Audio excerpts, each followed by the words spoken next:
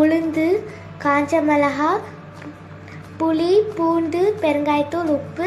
இப்போ ஒரு பாத்திரத்தை எடுத்துக்கலாம். அதில் எண்ணெயை சூடு பண்ணிக்கோங்க.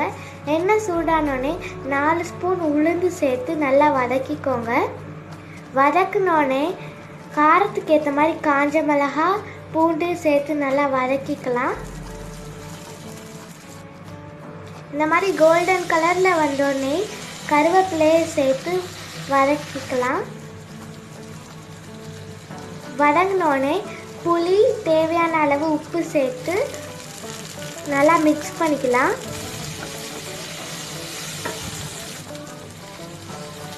இப்போ ஸ்டவ்வை ஆஃப் பண்ணிட்டு துருவின தேங்காய், பெருங்காயத்தூள் சேர்த்து மிக்ஸ் பண்ணி இதை நம்ம மிக்சியில் போட்டு அரைச்சி எடுத்துக்கலாம்.